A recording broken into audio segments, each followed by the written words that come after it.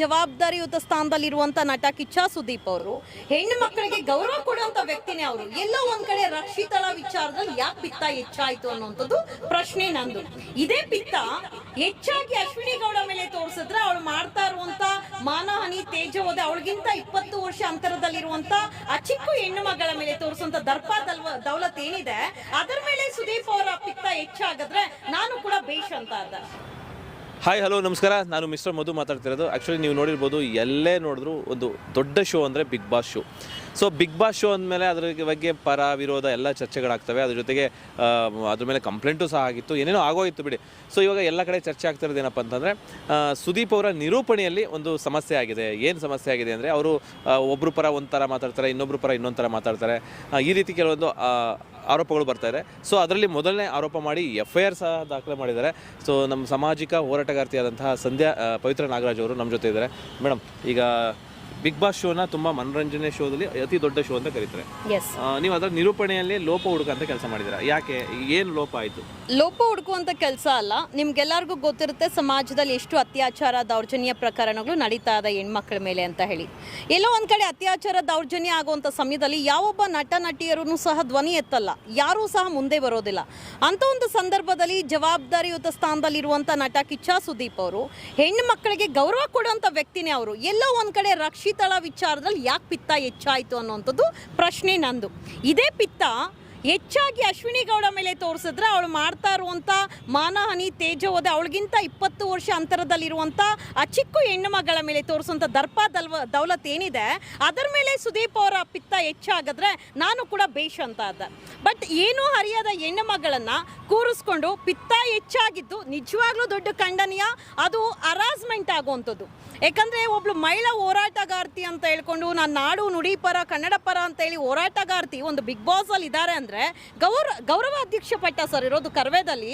ಅಂತ ಒಂದು ಮಹಿಳೆ ಅಲ್ಲಿ ಏನೋ ಒಂದು ಸಮಸ್ಯೆ ಆಗ್ತಾ ಇದೆ ಅಂದರೆ ಎಲ್ಲರನ್ನೂ ಒಗ್ಗೂಡಿಸಿ ಆ ಸಮಸ್ಯೆನ ಬಗೆಹರಿಸುವಂಥ ಕೆಲಸ ಮಾಡಬೇಕು ಹೊರತು ಇಲ್ಲಿ ಇವಳೇ ಸಮಸ್ಯೆ ಆಗಿ ಎಲ್ಲರಿಗೂ ತೊಂದರೆ ಕೊಡುವಂಥ ಕೆಲಸ ಮಾಡ್ತಾ ಇದ್ದಾಳೆ. ಎಲ್ಲಾದ್ರೂ ಕಿಚ್ಚ ಸುದೀಪ್ ಅವ್ರು ಇವತ್ತವರೆಗೂ ಅವಳಿಗೆ ಪ್ರಶ್ನೆ ಮಾಡುವಂಥ ಕೆಲಸ ಮಾಡಿದ್ದಾರೆ ಸರ್? ಎಲ್ಲಿ ಮಾಡಿದ್ದಾರೆ? ಬಟ್ ಈಗ ನಾನು ಹೇಳೋದೇನು, ಕೆಲ ಜನಗಳು ಏನು ಹೇಳೋದೇನಪ್ಪ ಅಂದರೆ, ಈಗ ಏಜಲ್ಲಿ ಸಮನಾದವರು, ಆಲ್ಮೋಸ್ಟು ನೀವು ಹೇಳಿದಂಗೆ ಅಶ್ವಿನಿ ಗೌಡ ಅವರು ಗೌರವಾಧ್ಯಕ್ಷ ಪಟ್ಟದಲ್ಲಿ ಇರೋವಂಥವ್ರು, ಅದ್ರ ಜೊತೆಗೆ ಸ್ವಲ್ಪ ಸಮಾನ ವಯಸ್ಕರು ಕಿಚ್ಚ ಸುದೀಪ್ ಅವ್ರಿಗೆ. ಅವ್ರಿಗೆ ಬೈಯೋ ದಾಟಿ ಬೇರೆ ಇರುತ್ತೆ, ಸ್ವಲ್ಪ ಚಿಕ್ಕವರಿಗೆ ಬುದ್ಧಿ ಹೇಳೋದು ಬೇರೆ ರೀತಿ ಇರುತ್ತೆ. ಸೊ ಆ ಥರನೂ ಹೇಳ್ಬೋದಲ್ವಾ? ಅವಳಿಗೆ ನಗ್ನಗ್ತಾ ಒಂಥರ ಲವ್ಲಿಯಾಗೆ, ಜಾಲಿಯಾಗೆ ಅವಳನ್ನ ಹೊಗಳೋ ಅಂಥದ್ದು. ಅದು ಹೆಂಗಂದ್ರೆ ತೆಗೊಳ್ಳಬಾರ್ದು, ಹೊಗಳಬಾರ್ದು, ಅಡ್ಗೋಡೆ ಮೇಲೆ ದೀಪ ಅಂತಾರಲ್ಲ ಆ ಥರ. ಅದೇ ರಕ್ಷಿತಾ ಅಂತ ಬಂದರೆ ಯಾಕೆ ಹೇಳಿ, ಅವಳು ಕರ್ವೇದಲ್ಲಿ ಗೌರವ ಅಧ್ಯಕ್ಷೆ, ಅವಳಿಗೆ ಘನತೆ ಇದೆ, ಗೌರವ ಇದೆ. ಹೊರಗಡೆ ಬಂದರೆ ಕಿಚ್ಚ ಸುದೀಪ್ ವಿರುದ್ಧ ನಂತರ ಹೋರಾಟನೂ ಮಾಡ್ಬೋದೇನೋ. ಆದರೆ ರಕ್ಷಿತಾ ಅಂತ ಬಂದರೆ ಬಡ ಹೆಣ್ಣು ಮಕ್ಕಳು, ಬಡ ಹೆಣ್ಣು ಮಗ ಗಿಲ್ಲಿನೂ ಸಹ. ಇಲ್ಲಿ ಬರೀ ರಕ್ಷಿತಾ ಪರನೂ ಅಲ್ಲ, ನಾನು ಗಿಲ್ಲಿ ಪರನೂ ನಿಂತಿದ್ದೀನಿ. ಒಂದು ಮಹಿಳೆ ಮೇಲೆ ದೌರ್ಜನ್ಯ ಮುಟ್ಟಿದ್ರೇ ರೇಪ್ ಕೇಸು, ದೌರ್ಜನ್ಯ ಕೇಸು, ಇರೋ ಬರೋ ಸೆಕ್ಷನ್ಸ್ ಹಾಕಿ ನಿಮ್ಮನ್ನ ಮುದ್ದೆ ಮುರಿಯಕ್ಕೆ ಕಳಿಸ್ತಾರೆ. ಅದೇ ಯಾಕೆ ಇಲ್ಲಿ ಇವಳ ಮೇಲೇನು, ರಿಷಿ ಮೇಲೇನು ನಡೆದಿಲ್ಲ. ಸೊ ಇಲ್ಲಿ ನಾನು ಎಲ್ಲರೂ ತಪ್ಪು ಮಾಡಿ ಖಂಡಿಸ್ತೀನಿ. ಎಲ್ಲ ಒಂದು ಕಡೆ ಜವಾಬ್ದಾರಿ ಸ್ಥಾನದಲ್ಲಿರುವಂಥ ನಟ ಕಿಚ್ಚ ಸುದೀಪ್ ಅವರು ದೊಡ್ಡ ತಪ್ಪು ಮಾಡಿದ್ದಾರೆ. ರಕ್ಷಿತಳ ಮೇಲೆ ತೋರಿಸಿದಂಥ ದರ್ಪ ದೌಲತ್ತು, ಆ ಕೋಪ, ಆ ಪಿತ್ತ ಅಶ್ವಿನಿ ಗೌಡ ಮೇಲೆ ತೋರಿಸಿ ಎಲ್ಲಿ ಎಸ್ ಕ್ಯಾಟಗರಿ ಅಂದ್ಲು, ಅಮಾವಾಸ್ಯೆ ಅಂದ್ಲು. ಏನು ಸರಿ ಅಮಾವಾಸ್ಯೆ ಪೌರ್ಣಮಿ ಅಂದರೆ ಬಣ್ಣನ ವರ್ಣಿಸಿರುವಂಥದ್ದು ಆಯ್ತಪ್ಪ. ಮತ್ತೆ ಕ್ಯಾಟಗರಿ, ಯೋಗ್ಯತೆ ಬಗ್ಗೆ ಅವಳ ಬಗ್ಗೆ ಅಷ್ಟು ವರ್ಣಿಸ್ತಾಳಲ್ಲ. ಅಶ್ವಿನಿ ಗೌಡದ ಏನು ಕೊಡುಗೆ ಇದೆ? ನಮ್ಮಪ್ಪ ಒಂದು ಗಿಡ ನೆಲೆಸಿ ಅದನ್ನ ಮರ ಮಾಡಿ ಅದ್ರ ಕೆಳಗೆ ನೆರಳು ತಗೊಳ್ಳೋದು ಬೇರೆ, ನಾವು ಕಷ್ಟಪಟ್ಟು ದುಡಿಯೋದು ಬೇರೆ ಅಲ್ವಾ ಸರ್? ಹಣಕ್ಕೆ ಪ್ರತಿಯೊಂದಕ್ಕೂ ಬೆಲೆ ಗೊತ್ತಿರೋರು ಯಾರೂ ಈ ಥರ ಮಾತಾಡೋದಿಲ್ಲ. ರಕ್ಷಿತಾ ಬಡ ಹೆಣ್ಣು ಮಗಳು, ಗಿಲ್ಲಿ ಬಡ ಹೆಣ್ಣು ಮಗಳು, ಗಿಲ್ಲಿ ಬಡ ಹೆಣ್ಣು ಮಗ. ಹಾಗೆ ಅಶ್ವಿನಿ ಗೌಡ ಎಲ್ಲ ನೋಡಿರೋರು, ಹಣ, ಆಸ್ತಿ, ಅಂತಸ್ತು. ಕಿಚ್ಚ ಸುದೀಪ್ ಅವ್ರಿಗೂ ಅಷ್ಟೇ, name and fame. Ashwini Gowda ನಟಿ, ಅದಕ್ಕೂ ಸಪೋರ್ಟ್ ಮಾಡಿದ್ರ? ಇಲ್ಲ. ಕಿಚ್ಚ ಅವ್ರಿಗೆ ಮಧ್ಯದಲ್ಲಿ ಡಿಸ್ಟರ್ಬ್ ಮಾಡ್ತಿದ್ದೀನಿ. ಸೊ ನಟಿ ಮತ್ತೆ ನಟ ಅನ್ನೋ ಒಂದು ವಿಷಯಕ್ಕೆ ಬಂದಾಗ ಅಶ್ವಿನಿ ಅವ್ರು ಹೇಳ್ತಾರೆ, ಯಾವುದೋ ಒಂದು ವಿಚಾರಕ್ಕೆ ಇಡೀ ಕಲಾವಿದರಿಗೆ ಅವಮಾನ ಆಯಿತು ಅಂತ. ಸೊ ನಾನು ಅವ್ರಿಗೆ ಅವಮಾನ ಮಾಡಿರ್ಬೋದು, ಬಟ್ ಕಲಾವಿದರಿಗೆ ಅವಮಾನ ಆಯಿತು. ಬಟ್ ಅವಾಗ ಸುದೀಪ್ ಅವ್ರು ಹೇಳಿದ್ರು, ನಾನು ಒಬ್ಬ ಕಲಾವಿದ, ನೀವು ಅದನ್ನ ಡೈವರ್ಟ್ ಮಾಡಬೇಡಿ ಅಂತ ಪ್ರಶ್ನೆ ಮಾಡ್ತಾರೆ. ಯಾಕೆ ಅದು ಬಂತು? ಒಬ್ಬರು ಮಹಿಳಾ ಆಯೋಗಕ್ಕೆ ಹೋಗಿ ದೂರು ಕೊಟ್ಟರು, ಕಲಾವಿದರಿಗೆ ಅವಮಾನ ಮಾಡುವಂಥ ಕೆಲಸ ಮಾಡಿದ್ದಾರೆ ರಕ್ಷಿತಾ ಅಂತ ಕೊಟ್ಟೋಗ ಅದಕ್ಕೆ ಕಲಾವಿದರಾಗಿ ಒಬ್ಬ ಕಲಾವಿದ ಆಗಿ ಸುದೀಪ್ ಅವರು ಅದಕ್ಕೆ ಸ್ಪಷ್ಟನೆ ಕೊಟ್ಟಿದ್ದಾರೆ ಹೊರತು ಎಲ್ಲೂ ಅದನ್ನು ಅವ್ರೇನೋ ಕೊಡ್ಬೇಕು ರಿಯಾಕ್ಷನ್ ಅನ್ನೋದು ಕೊಟ್ಟಿಲ್ಲ. ಕಲಾವಿದರಿಗೆ ಅವಮಾನ ಆಗಬಾರ್ದು, ಬಡ ಹೆಣ್ಣು ಮಕ್ಕಳಿಗೆ ಅವಮಾನ ಆಗಲಿ, ಪಿತ್ತ ಹೆಚ್ಚಾಗಲಿ, ಅವ್ರಿಗೆ ಮಾನಹಾನಿ ಆಗಲಿ, ಏನೇ ಆಗ್ಬಿಡ್ಲಿ, ಕಲಾವಿದರಿಗೆ ಮಾತ್ರ ಅವಮಾನ ಆಗಬಾರ್ದು. ಆ ಒಂದು ಕಾರಣಕ್ಕೆ ಕಿಚ್ಚ ಸುದೀಪ್ ಅವರು ರಿಯಾಕ್ಟ್ ಮಾಡಿದ್ರು. ಒಂದ್ ನಿಮಿಷ ಅದಕ್ಕೆ ಮುಂಚೆ ಎಷ್ಟು ವಾರಕ್ಕೆ ಮುಂಚೆ ಅಶ್ವಿನಿ ಗೌಡ ಹೇಳಿರೋದು ಎಸ್ ಕ್ಯಾಟಗರಿ ಸ್ಲಮ್ಮು, ನಿನ್ನ ಬಟ್ಟೆ ನೋಡಿದ್ರೆ ಗೊತ್ತಾಗುತ್ತೆ ನಿನ್ನ ಯೋಗ್ಯತೆ ಎಲ್ಲಿಂದ. ಯಾಕೆ ಇದ್ರ ಬಗ್ಗೆ ಕಿಚ್ಚ ಸುದೀಪ್ ಅವರು ಪ್ರಶ್ನೆ ಮಾಡಿಲ್ಲ? ಕಿಚ್ಚ ಸುದೀಪ್ ಅವರು ಅದನ್ನು ಪ್ರಶ್ನೆ ಮಾಡಿದರೆ ನಾನು ಇಲ್ಲಿವರೆಗೂ ಬರ್ತಾ ಇರಲಿಲ್ಲ ಸರ್. ನಾನು ನಿರಂತರವಾಗಿ ಯೂಟ್ಯೂಬ್ಸಲ್ಲಿ ಫೇಸ್ಬುಕ್ಕಲ್ಲಿ ಕೇಳ್ತಾ ಇರೋದು, ಯಾಕೆ ಕಿಚ್ಚ ಸುದೀಪ್ ಅವರು ಎಸ್ ಕ್ಯಾಟಗರಿ ಅನ್ನೋದು ಏನು, ಸ್ಲಮ್ ಅದು SC/STನ ಇಲ್ಲ ಶೆಟ್ಟಿನ ಇಲ್ಲ ಏನು ಎಸ್ಸು, ಒಂದು ಉತ್ತರ ಕೊಡಿ ಅಂತ ನಾನು ಕೇಳಿದ್ದೀನಿ. ಯಾಕೆ ಅದ್ರ ಬಗ್ಗೆ ಪ್ರತಿಕ್ರಿಯಿಸಿಲ್ಲ? ಓಕೆ, ನಿಮ್ಮ ಪ್ರಶ್ನೆ ಏನಪ್ಪ ಅಂತಂದ್ರೆ ಅದು ಎಸ್ ಕ್ಯಾಟಗರಿ ಅನ್ನೋದು ಕಂಪ್ಲೇಂಟ್ ಆಯಿತು. ಆಕ್ಚುಲಿ ಕಂಪ್ಲೇಂಟ್ ಆಯಿತು, ಅವ್ರನ್ನ ಎಲ್ಲ ಆಯ್ತು ಔಟ್ಸೈಡ್ ಕಂಪ್ಲೇಂಟ್ ಆಯಿತು. ನೋನು ಆಗಿಲ್ಲ ಸರ್, ನಾನು ಎಲ್ಲ ವಿಚಾರಿಸ್ಕೊಂಡ್ ಬಂದೆ, ಎಲ್ಲೂ ಆಗಿಲ್ಲ. ಪಾಪ ವಕೀಲರೊಬ್ರು ಕೊಟ್ಟಿದ್ರು, ಒಂದು ಪಿಟಿಷನ್ ಮಾಡ್ಕೊಂಡಿದ್ದಾರೆ ಹೊರತು ಎಲ್ಲೂ ಆಗಿಲ್ಲ. ನಾನು ದೂರು ಕೊಡೋಕೆ ಮುಂಚೆ ಎಲ್ಲೆಲ್ಲಿ ಕಂಪ್ಲೇಂಟ್ ಆಗಿದೆ ನಾನು ವಿಚಾರಿಸ್ಕೊಂಡು ಹೆಜ್ಜೆ ಇಟ್ಟಿದ್ದು. ಓಕೆ, ಅಂದ್ರೆ ನಿಮ್ಮ ಪ್ರಶ್ನೆ ಏನಪ್ಪ ಅಂತಂದ್ರೆ ಶೋನಲ್ಲಿ ಅದನ್ನ ಪ್ರಶ್ನಿಸಬೇಕಾಯ್ತು ಅನ್ನೋದು. ಶೋದಲ್ಲಿ ನೋಡಿ ಸರ್, ಈಗ ನೆಕ್ಸ್ಟ್ ಒಂದು ವೀಕೆಂಡ್ ಎಪಿಸೋಡಿಗೆ ಬರ್ತೀರಾ ಅಂದರೆ ಈ ವಾರ ಎಲ್ಲ ಏನಾಗಿರುತ್ತೆ ಅದ್ರ ಬಗ್ಗೆ ಚರ್ಚೆ. ಸಮಾಜದಲ್ಲಿ ಒಂದು ಜಾತಿನಿಂದನೇ ಒಂದು ಹೆಣ್ಣು ಮಗು ಮಾನಹಾನಿ ಮಾಡುವಂಥದ್ದು, ತೇಜೋದೆ, ಅದು ತಪ್ಪು. ಅದನ್ನು ಖಂಡಿಸುವಂಥ ಕೆಲಸ ಸುದೀಪ್ ಅವ್ರು ಮಾಡಬೇಕಾಗಿತ್ತು. ಬಟ್ ಸುದೀಪ್ ಅವರು ಯಾವುದೇ ಒಂದು ವಿಚಾರದಲ್ಲಿ ಅಶ್ವಿನಿಯನ್ನು ಖಂಡಿಸುವಂಥ ಕೆಲಸ ಈ ವಿಚಾರನೇ ಅಲ್ಲ, ಯಾವುದೇ ಒಂದು ವಿಚಾರದಲ್ಲಿ ಮಾಡಿಲ್ಲ. ಸುದೀಪ್ ಅವರ ಒಂದು ದೊಡ್ಡ ಧ್ವನಿ ಇದ್ದಿದ್ದು ಯಾವಾಗ ಕಲಾವಿದರಿಗೆ ರಕ್ಷಿತಾ ಚಪ್ಪಲಿ ತೋರಿಸಿದ್ಲು ಅನ್ನೋಂಥ ವಿಚಾರ ಬಂತು, ಅದು ದೂರ ಆಯಿತು.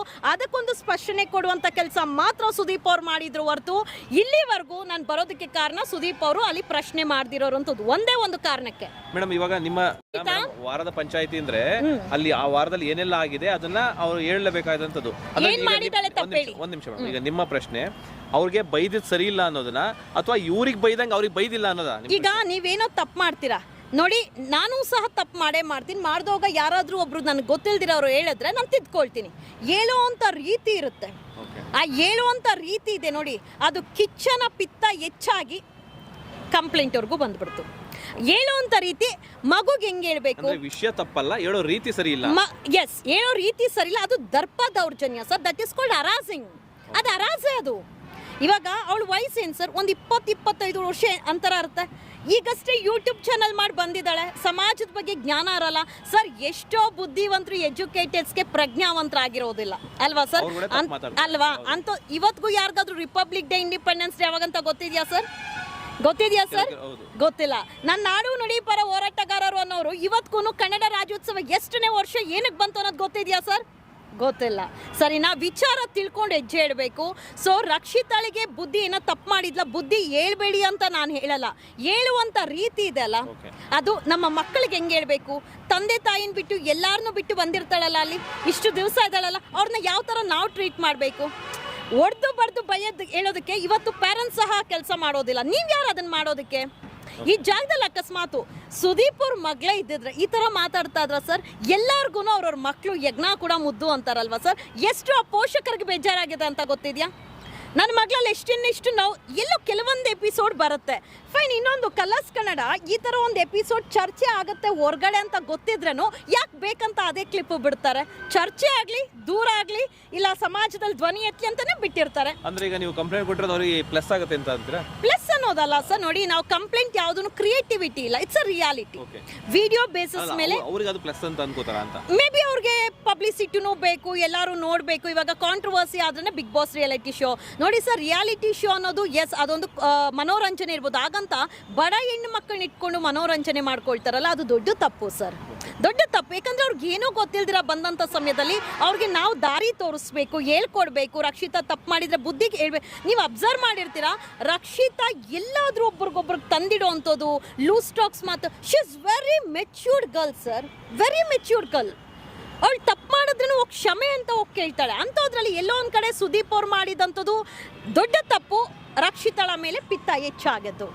ಈಗ ಮೇಡಮ್, ಈಗ ಕಾನೂನು ಕ್ರಮ ಅಂದ್ರೆ ಯಾವ ರೀತಿ ಮಾಡ್ತಿದ್ರೆ, ಏನು ಯಾವ ರೀತಿ ಕಂಪ್ಲೇಂಟ್ ಕೊಡ್ತಾರೆ ಸರ್? ನೋಡಿ, ಒಂದು ಮಹಿಳೆ ಮೇಲೆ ಹರಾಜ್ ಮಾಡುವಂಥದ್ದು ದೂರು ನಾನೇ ದಾಖಲು ಮಾಡಬೇಕು, ಇನ್ನೊಬ್ಬರೇ ದಾಖಲಾಗಬೇಕು ಅನ್ನೋದಿಲ್ಲ. ನಿಮಗೆ ಧರ್ಮಸ್ಥಳ ವಿಚಾರ ನೋಡಿರ್ತೀರಾ, ನಾನೇನೋ ಮಾತಾಡಿದ್ರೆ ಯಾರೋ ಮತ್ತೊಬ್ಬ ಹೋಗಿ ಕೊಟ್ಟಿರ್ತಾರೆ. ಇದು ರಿಯಾಲಿಟಿ ಶೋ, ಪಬ್ಲಿಕ್ ಶೋ ಆಗಿರೋದ್ರಿಂದ ನಾನು ಒಂದು ಹೆಣ್ಮಗು ಆಗಿ ಸಮಾಜದಲ್ಲಿ ಆಗುವಂಥ ದೌರ್ಜನ್ಯ ಅತ್ಯಾಚಾರದ ಬಗ್ಗೆ ಧ್ವನಿ ಎತ್ತವಳು ಎಲ್ಲೋ ಒಂದು ಕಡೆ ಒಂದು ಮನೋರಂಜನೆ ಕಾರ್ಯಕ್ರಮದಲ್ಲಿ ಒಂದು ಹೆಣ್ಮಗುನ ಅವಮಾನ ಮಾಡುವಾಗ ನಾನು ಅದನ್ನು ನೋಡ್ಕೊಂಡು ಕುತ್ಕೊಳ್ಳೋಂಥ ಹೆಣ್ಮಗಳಲ್ಲ. ಆ ಏನು ಪದ ಬಳಕೆ ಮಾಡಿದಾರಲ್ವಾ ಅಶ್ವಿನಿ ಗೌಡ ಎಸ್ ಕ್ಯಾಟಗರಿ ಅನ್ನೋಂಥದ್ದು ಮತ್ತು ಸ್ಲಮ್ ಅನ್ನೋದು ಎಲ್ಲರ ಯೋಗ್ಯತೆ ಬಗ್ಗೆ ಪ್ರಶ್ನೆ ಆ ಒಂದು ಪದಗಳ ಮೇಲೆ ಏನೊಂದು ಆ್ಯಕ್ಷನ್ ಸೆಕ್ಷನ್ಸ್ ಬರುತ್ತೋ ಅದು ದಾಖಲಾಗಿದೆ. ಆ್ಯಂಡ್ ಸುದೀಪ್ ಅವ್ರು ಏನೊಂದು ಹೆಣ್ಣು ಮಗಳನ್ನ ಅದು ಅವಮಾನ ಮಾಡಿರುವಂಥದ್ದು ಅರಾಜ್ ಮಾಡಿರುವಂಥದ್ದು ಅದೊಂಥರ ಧಮ್ಕಿ ಆರ್ಡರ್ ಮಾಡಿರುವಂಥ ವಿಚಾರ ಆ ಒಂದು ಪದಕ್ಕೆ ಅದರ ಮೇಲೇನೂ ಆ್ಯಕ್ಷನ್. ಆ್ಯಂಡ್ ಗಿಲ್ಲಿ ನಟ ಮೇಲೆ ಇವಳು ಹಲ್ಲೆ ಮಾಡಿರುವಂಥ ರಿಷಿ ಅವಳ ಮೇಲೇನೂ ಸಹ ಆ್ಯಕ್ಷನ್ ಆಗುತ್ತೆ ಅಂತೇಳಿ DYSP ಅವರು ಬಿಡದಿ ಇನ್ಸ್ಪೆಕ್ಟರ್ಗೆ ಬರೆದು ಅದರ ಮೇಲೆ FIR ಮಾಡೋಕ್ಕೆ ಹೇಳಿದ್ದಾರೆ. ಮಹಿಳಾ ಆಯೋಗ ಮೇಡಮ್ ಕೂಡ ಅದನ್ನು ಡೈವರ್ಟ್ ಮಾಡಿದ್ದಾರೆ. ಮೇಡಮ್ ಈಗ ಇದೇ ವಿಷಯಕ್ಕೆ ಗಿಲ್ಲಿ ಅವ್ರ ಮೇಲೆ ಹಲ್ಲೆ ಆಯಿತು. ಸೊ ಅಲ್ಲೇ ಆದಾಗ ಗಿಲ್ಲಿ ಅವರು ರಿಷಾ ಅವರ ಬಟ್ಟೆನ ತೆಗೆದು ಎಲ್ಲೋ ಒಂದು ಕಡೆ ಇಟ್ಟಿದ್ದಕ್ಕೆ ಮಹಿಳಾ ಆಯೋಗದವ್ರು ಕಂಪ್ಲೇಂಟ್ ಕೊಟ್ಟರು. ಬಟ್ ಈತನಿಗೆ ಒದೆ ಬಿತ್ತು, ಅಂದರೆ ಮ್ಯಾನ್ ಹ್ಯಾಂಡ್ಲಿಂಗ್ ಮಾಡೋ ಹಾಗೆ ಇಲ್ಲ. ಒಂದು ವೇಳೆ ಮಾತಲ್ಲಿ ಏನೇ ಮಾತಾಡಿದ್ರು ಪರವಾಗಿಲ್ಲ, ಬಟ್ ಟಚ್ ಮಾಡೋಂಗಿಲ್ಲ, ಅಂದರೆ ಮ್ಯಾನ್ ಹ್ಯಾಂಡ್ಲಿಂಗ್ ಮಾಡೋಂಗಿಲ್ಲ. ಆದರೂ ಅವ್ರಿಗೆ ಹೊಡೆದ್ರು. ಸೊ ಇದ್ರ ಬಗ್ಗೆ ಯಾರೂ ಧ್ವನಿ ಎತ್ತಲಿಲ್ಲ. ಸರ್ ನೋಡಿ, ನನ್ನ ದೂರಲ್ಲಿ ಅದು ಕೂಡ ಮೆನ್ಷನ್ ಆಗದ.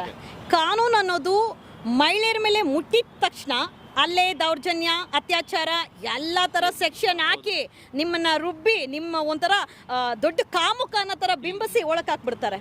ಅದೇ ಒಬ್ಬ ಗಂಡಸನ ಮೇಲೆ ಆದೋಗ ಯಾಕೆ ನಮ್ಮ ಸಮಾಜದಲ್ಲಿ ಎಷ್ಟು ಜನ ಯುವಕರಿಲ್ಲ ಸರ್, ಪುರುಷರಿಲ್ಲ, ಎಷ್ಟು ಜನ ಹೋರಾಟಗಾರರಿಲ್ಲ, ನಮ್ಮ ಪುರುಷ ಇದಕ್ಕೆ ಅವಮಾನ ಆಯಿತು ಈ ಥರ ಒಂದು ಹೆಣ್ಮಗ್ಳು ಓಡಿದ್ಲು ಯಾಕೆ ಸರ್ ಧ್ವನಿ ಎತ್ತಿಲ್ಲ?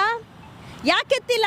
ಇವತ್ತು ನಾನು ಬರೀ ಎಲ್ಲೋ ರಕ್ಷಿತಾಗ ಅವಮಾನ ಆಯಿತು ಅಂತ ನಾನು ಧ್ವನಿ ಎತ್ತಿಲ್ಲ. ಗಿಲ್ಲಿಗೂ ಸಹ ಒಂದು ಮಹಿಳೆಯಿಂದ ದೌರ್ಜನ್ಯ ಆಗಿದ್ದಂತನೂ ಸಹ ದೂರಲ್ಲಿದೆ. ಮಹಿಳಾ ಆಯೋಗ ಮಹಿಳೆಯರಿಂದ ದೌರ್ಜನ್ಯ ಆದರೆ ಮಾತ್ರ ಅಲ್ಲ, ಮಹಿಳೆಯರಿಂದ ದೌರ್ಜನ್ಯ ಆದ್ರೂ ಮಹಿಳಾ ಆಯೋಗ ಇದೆ, ಗಂಡು ಮಕ್ಕಳಿಗೆ ಮಹಿಳೆಯರ ಮೇಲೆ ಆದ್ರೂ ಮಹಿಳಾ ಆಯೋಗ ಇದೆ, ಎರಡಕ್ಕೂ ಮಹಿಳಾ ಆಯೋಗ ಇದೆ. ಇಲ್ಲಿ ಯಾರು ಕಾನೂನನ್ನ ದುರುಪಯೋಗ ಮಾಡಬಾರ್ದು. ಕಾನೂನಲ್ಲಿ ಸೆಕ್ಷನ್ಸು ಗಂಡು ಮಕ್ಕಳಿಗೂ ಇದೆ ಹೆಣ್ಮಕ್ಳಿಗಿದೆ. ಬಟ್ ನಮ್ಮ ಜನ ಪೊಲೀಸ್ ಸ್ಟೇಷನ್ಗೆ ಹೋಗೋಕ್ಕೆ ಭಯ ಬೀಳ್ತಾರೆ. ಯಾಕೆ ಅನ್ನೋದೇ ಗೊತ್ತಿಲ್ಲ. ಉಲ್ಟಾ ಹೊಡಿತಲ್ಲ, ಯಾಕೆ ಸರ್ ಉಲ್ಟಾ ಹೊಡಿಯುತ್ತೆ? ನಾನು ಒಬ್ಳೆ ಹೋಗಿಲ್ವಾ ಸರ್? ಇವಾಗ ನೀವು ಹೆಣ್ಮಕ್ಳು ಹೋಗ್ಬೋದು, ಗಂಡು ಮಕ್ಕಳು ಅದೇ ಹೆಣ್ಮಕ್ಳು ಈಗ ಏನಾಗಿದೆ, ಹಿಂದೆ ಎಲ್ಲ ಪುರುಷ ಪ್ರಧಾನ ಸಮಾಜ ಆಗಿತ್ತು, ಈಗ ಮಹಿಳಾ ಪ್ರಧಾನ ಸಮಾಜ ಆಗ್ತಾ ಇದೆ. ನೋ ನಾನು ಇವತ್ತು ಹೇಳ್ತೀನಿ, ನಮ್ಮ ಬೆಂಗಳೂರಿನ ಪೊಲೀಸ್ ಕಮಿಷನರ್ ಯಾರಿದ್ದಾರೆ, ಸಿಮಂತ್ ಕುಮಾರ್ ಪಾಟೀಲ್ ಸರ್, ನಮ್ಮ ಬೆಂಗಳೂರಿನ ಕಮಿಷನರ್ ಹಾಗೆ ಡಾಕ್ಟರ್ ಪರಮೇಶ್ವರ್ ಅವ್ರಿಗೆ ಒಂದು ಹೇಳೋದು, ಯಾರೇ ದೂರ ತಗೊಂಬರ್ಲಿ ವಿತ್ ವಿಡಿಯೋ ಪ್ರೂಫ್ ಇದೆಯಾ, ದಾಖಲೆ ಇದೆಯಾ, FIR ದಾಖಲೆ ಮಾಡಿ. ಅದಕ್ಕೆ ಯಾಕೆ ಇನ್ಫ್ಲೂಯೆನ್ಸು, ಅದಕ್ಕೆ ಯಾಕೆ ಮತ್ತೊಂದು ಇದೆಲ್ಲ ರೆಕಮೆಂಡ್ ಎಲ್ಲ ಬರಬೇಕು? ಅದನ್ನು ದಾಖಲೆ ಮಾಡಿ, ಯಾಕೆ ಮಾಡೋದಿಲ್ಲ? ಆ್ಯಂಡ್ ಬಡತನ ಶ್ರೀಮಂತನ ರೊಕ್ಕ ನೋಡ್ತೀರಾ, ರೊಕ್ಕ ನೋಡಿ ಇವತ್ತು ATM ದೋಚಿರೋದು ಪೇದೆ ಅಲ್ಲ, ATM ದೋಚಿರೋದು ಪೇದೆ, ರೊಕ್ಕ ನೋಡಿ ಪ್ರತಿ ಒಬ್ಬರ ಹತ್ರ ಸುಳಿಗೆ ಮಾಡಿ ಪೊಲೀಸವ್ರು ಇವತ್ತು ಪೊಲೀಸವರೇ ಕಳ್ಳರಾಗೋಗಿದ್ದಾರೆ. ಏನು ಮಾಡೋಕ್ಕಾಗುತ್ತೆ? ಪೊಲೀಸ್ ಕಮಿಷನರ್ ಅವರು ಯಾರೇ ಬರಲಿ ಅವ್ರು ದೂರ ಸ್ವೀಕಾರ ಮಾಡುವಂಥ ಕೆಲಸ ಮಾಡಬೇಕು ಪೊಲೀಸ್ ಠಾಣೆಗಳಲ್ಲಿ. ಓಕೆ ಮೇಡಮ್, ಈಗ ಫೈನಲ್ ಆಗಿ ಏನು ಹೇಳಕ್ಕೆ ಇಷ್ಟಪಡ್ತೀರಾ? ಅಂದರೆ ಏನು ಆಗಬೇಕು?